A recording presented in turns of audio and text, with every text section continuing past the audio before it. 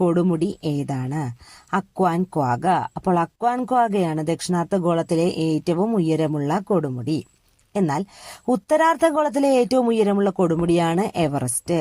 എവറസ്റ്റിന്റെ ഉയരം പറയുകയാണെങ്കിൽ 8850 മീറ്റർ ആണ്.